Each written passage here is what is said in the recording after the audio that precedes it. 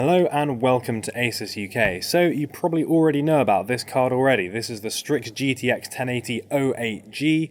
This was designed to be the absolute maximum in performance that the GTX 1080 can offer. It had a load of great reviews, won a load of awards, looks great too thanks to AuraSync. It has been very limited though, so it's designed for that real high performance enthusiast that wants to get the absolute maximum out of their system. So we thought we needed to come up with something else. So we have this also. If you think this looks similar, that's because it is incredibly similar. In fact, it is totally identical apart from the base clock and boost clock, which are very slightly lower. So this one is the Strix GTX 1080 A8G, or Advanced Gaming. So this is designed to be a mainstream solution to the GTX 1080. Slightly easier to get hold of, a little bit less expensive version of the GTX 1080 O8G. So, of course, this leaves people wondering. We have two very similar cards here. You can look up on our website and see that, yes, the boost clock and the base clock of the O8G are slightly higher than the A8G, but what exactly does that mean in terms of performance? We think a lot of people have been wondering this. We've actually been wondering ourselves, so we thought the only thing to do would be to test the two cards in our system here, so we can find out exactly what the performance difference is between the two. So for these tests, we're going to be using our ROG PC, built for us very nicely by Pope. This has got a Maximus 8 gene in there, i5 6600K, 16GB of HyperX RAM, HyperX SSD as well. So if you're looking at picking up a card like this, you probably have a system not too dissimilar to this at home. So hopefully this should be a pretty good test of performance of the two cards. We're going to put them in one by one. They'll be set both to overclock mode, but I'm not going to do any manual overclocking, so it will give you a good idea of the kind of performance you can expect out of the box on these.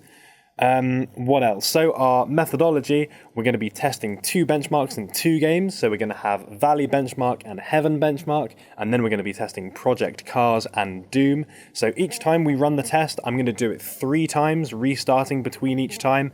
We're going to do them at both 1440p and 4K. So hopefully it will give us a good idea of the results, and it should get rid of any outliers, because I'm going to take the median result from each one. So I'll test it 3 times and then take the central result. So if anything goes crazy high or crazy low in one of the tests, then we can just disregard that and use a kind of average. So yeah, should give us a great test of performance. Let's do it. Okay, so let's load up some benchmarks. For the first one, I've gone for Heaven, which is a pretty cool benchmark. It looks really nice, quite a good test of game performance as well. So at 1440p, I've maxed out the settings. At 4K, I did remove anti-aliasing, which is why the results are a little bit higher than you might expect. So the A8G gave us averages of 65.5 FPS and 37.8 FPS at 1440p and 4K respectively. The faster O8G improved our average FPS by just under 1 at both resolutions, gaining us 0.9 FPS at 1440p and 0.7 FPS at 4K. The Valley benchmark was our next test. For this one, I ran it at 1440p and 4K on maximum settings for everything. 4K resolution gives us a very similar story to the Heaven benchmark. The O8G gave us an extra 0.5 FPS on average, although both minimum and maximum FPS showed a bit more of a gap, with a solid 4.3 FPS increase from minimum. At 1440p though, we see a rather strange result where the O8G actually averaged 0.7 FPS lower than the A8G. You might notice that the minimum FPS on the O8G here was strangely low, so it looks like that skewed the results a little bit. Even though these results are a median of 3 tests, I'm going to have to chalk this one up here to random variance. There's no logical reason why the minimum FPS should be lower here. Okay, so taking into account our slightly odd Valley 1440p benchmark, we've gained a performance increase of 0.75% by using the O8G as opposed to the A8G, which is not necessarily a massive amount, perhaps not something that you would notice in-game.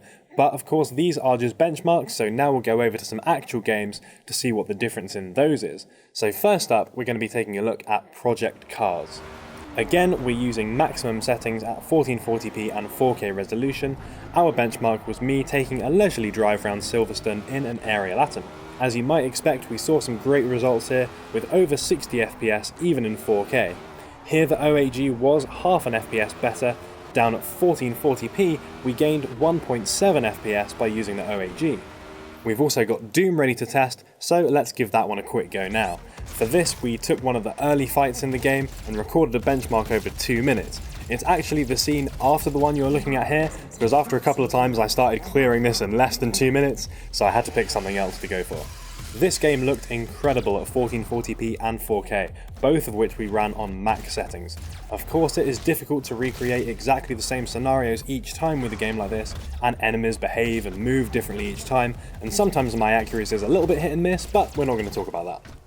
Playing Doom at 4K, we averaged 82.2 FPS on the O8G.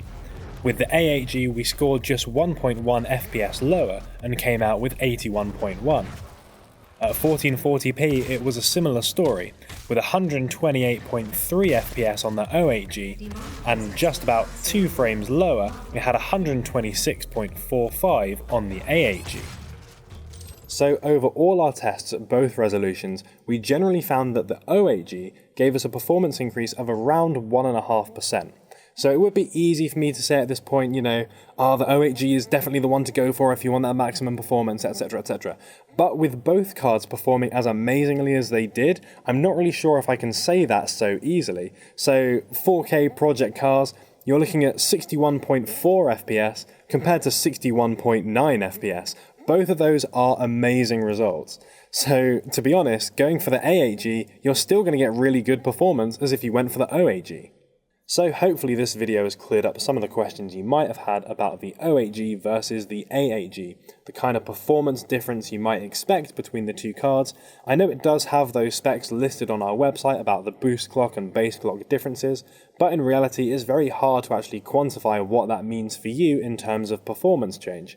So I think by doing these tests, we can very easily see exactly what you might expect, which is the O8G is a slightly faster card, but both of them do perform amazingly well.